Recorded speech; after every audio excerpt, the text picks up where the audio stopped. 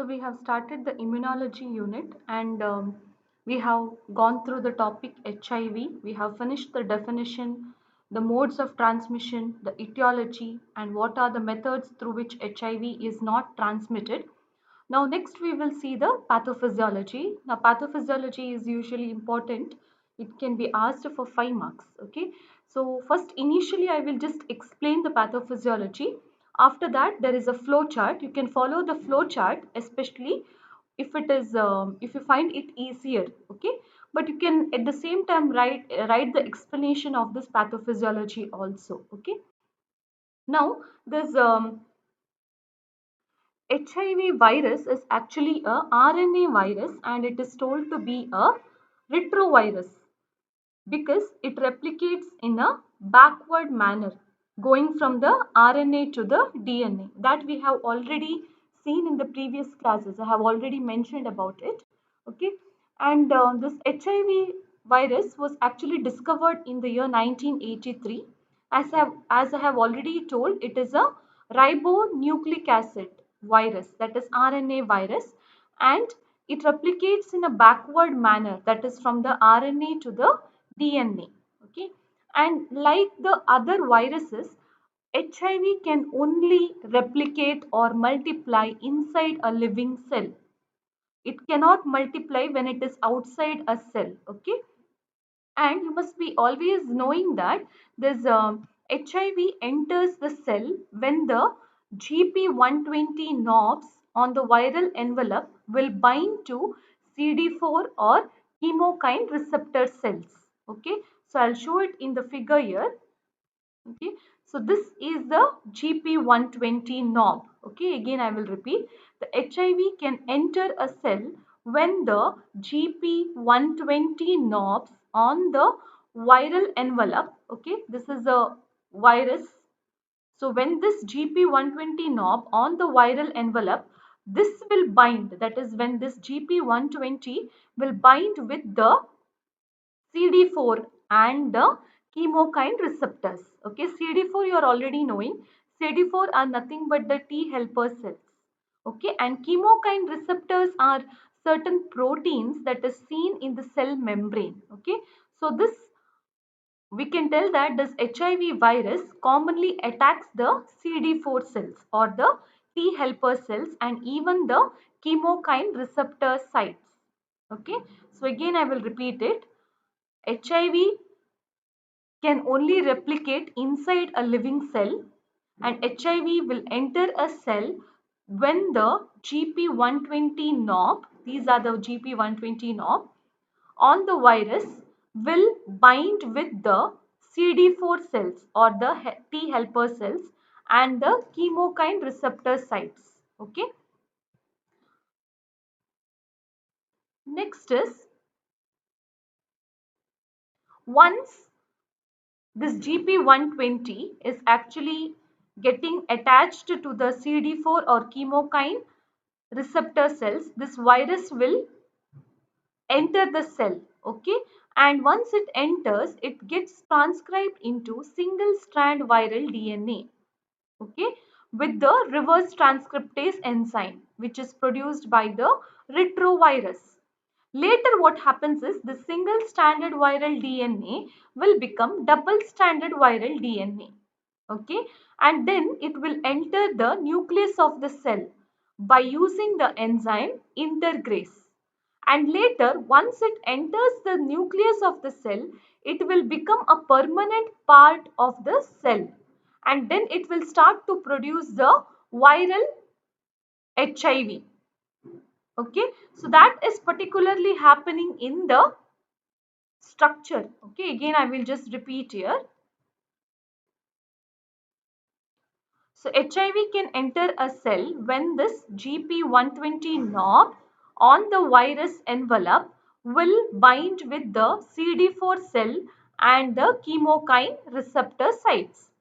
And once this is bound with the CD4 cells and the chemokine receptors, this virus RNA will enter the cell. Okay, so this virus RNA will enter the cell and then it becomes a single stranded viral DNA. Okay, From RNA, it is becoming DNA. Okay. So once it enters inside the cell, it becomes a single-stranded viral DNA with the help of this reverse transcriptase enzyme.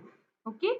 So now the single-stranded viral DNA will become double-stranded viral DNA afterwards by the enzyme integrase. Okay. So single-stranded viral DNA will become double-stranded viral DNA, and then with the help of the enzyme integrase, it will enter inside the cell nucleus, and then it will become a permanent part of the cell's genetic structure. So after this process, what happens? More and more number of HIV viruses will be produced. Okay. So this is particularly happening. Okay. Again, I will just repeat if you are getting confused.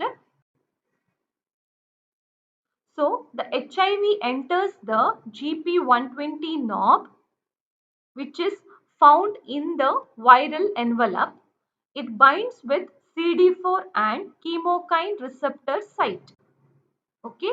Next, what happens is this virus RNA will enter the cell. Okay. So the virus RNA will enter the cell and it will become single-stranded viral DNA with the help of the enzyme reverse transcriptase. Next, what happens is it will become double-stranded viral DNA. Okay. So single-stranded viral DNA becomes next double-stranded viral DNA, and then it enters the nucleus of the cell with the help of the enzyme integrase. Okay. And thereafter it will become a part of the genetic structure. Okay. So finally what happens is after this stage, so once it has become a part of the viral DNA, usually all the genetic material is replicated, okay, and the daughter cells will become infected, and viral DNA will direct the cell to make new HIV virus. So because of this, what will happen? More and more new HIV viruses will be produced. Okay, and normally what happens is the immune response or the will interact with B cells and T cells normally. Okay, so normally the immune response will interact with B cells and T cells. So initially what happens is in the HIV stage infection, the cells will respond and it will function normally. Okay. So initially it will not have any effect. There will be normal production of the CD4 cells. Okay. But finally, slowly what will happen is it will destroy more and more CD4 cells. Because of that, what happens is the immunity will be reduced in the patient. Okay. So that usually happens, and you must always remember that the HIV infects commonly the T helper cells. It is also called as CD4 cells. Okay. T helper cells, sometimes called as CD4 cells, or sometimes it is called as T lymphocytes. So HIV virus affects this CD4 cells. Along with that, it can also affect lymphocytes, monocytes, macrophages, astrocytes and oligodendrocytes. Okay. So because it is affecting commonly your CD4 cells, what will happen? Your immunity will reduce, and that is why the risk of getting opportunistic infection will go on increasing. Okay, and this is the normal values that is of CD4 cells. Okay, adults normally are having 800 to 1200 CD4 cells or T cells per ml of blood. This is the normal value. Okay, in HIV patient usually it will reduce to 500, sometimes even it becomes less than 200 also. Okay, CD4 cell count will be reduced to 500 or 200, and the normal lifespan of the CD4 or T helper cells is 100 days. Okay, but in the case of an HIV infected patient, this CD4 cell lifespan is only 2 days. So you can imagine how fast the CD4 cells will die. Okay, and then how fast the immunity will be lowered in a person. Okay, but commonly what happens is, even though the virus will destroy, we tell that nearly 1 billion CD4 cells every day, the bone marrow, then our thymus, they will try to produce new CD4 cells. For many years, it will produce new CD4 cells. Okay, but finally, what happens is, the ability of the HIV virus to destroy CD4 cells will exceed the body's ability to replace the cells. So finally what will happen? The CD4 count will be very, very low. Okay, and then the immune function will be completely impaired. Okay, so you must know that the body is trying to fight here. Okay, the body will try to fight and will try to produce enough number of CD4 cells, but finally what will happen is, the HIV virus will destroy almost all the CD4 cells, and more number of CD4 cells cannot be produced. So that is why what will happen, finally there will be complete decline in the CD4 count, and then it will impair the immune function. So next we will see the pathophysiology in the flow chart. Same thing what I have told till now, that is coming as a flow chart. It will be easy for you to write. So this is just the introduction. HIV virus is a RNA virus and it replicates inside a living cell. Okay, and it replicates in a backward manner, that is from the RNA to the DNA, that I have already told, isn't it? It replicates in a backward manner going from RNA to the DNA. Now, what happens is, because of the etiological factors, we know that through the blood or through the body fluids, the virus will enter inside the body. Okay, so virus can enter inside the body, and then what will happen? The HIV virus will attach to the target cells, that is commonly to the CD4 receptors. Okay, it attaches to the CD4 receptors.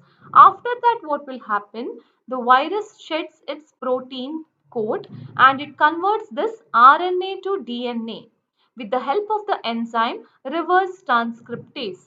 Okay, so virus sheds its protein coat and it will convert RNA to DNA. We have already seen, because this virus is a RNA virus, it is replicating in a backward manner from RNA to DNA, not from DNA to RNA. Okay, so how it is converting from RNA to DNA? With the help of the enzyme reverse transcriptase. Okay, next what will happen is, it becomes a single stranded DNA, that I have already mentioned earlier.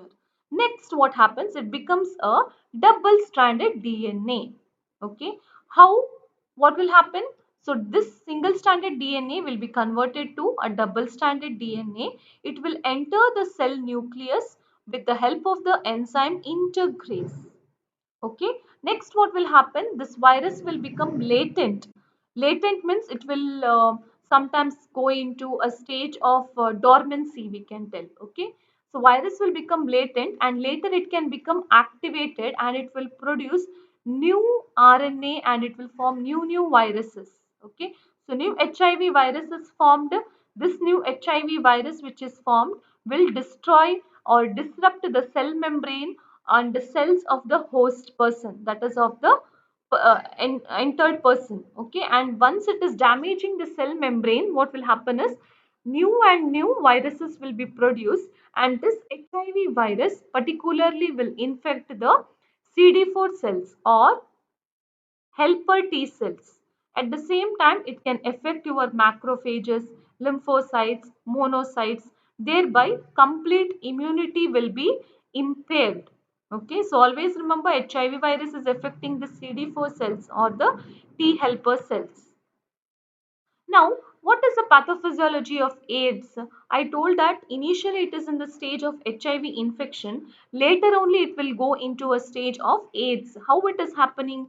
Viral replication will continue inside the body of the person. Okay, it can continue for 8 years or up to 10 years. And after that, what happens? I have told, the CD4 count will slowly decline. Okay, CD4 count declines. So because of the decline of the CD4 cell count or the T helper cells, there is complete impairment in the immune system. Okay, immunity will be declined. So what will happen? The risk to get any type of infections will increase.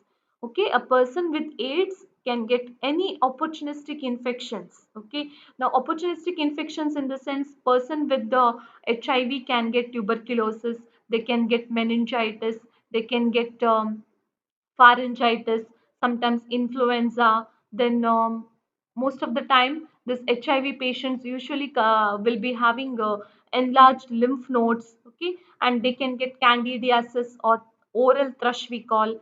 Sometimes vaginal candidiasis will be there, and some patients may get hepatitis. Then shingles can happen or toxoplasmosis. Then Kaposi sarcoma is there. That also usually happens. Herpes will happen. They can get stomatitis, leukoplakia, okay, and different skin infections like scabies, impetigo, all that can happen. And that we will discuss in detail in the clinical manifestations.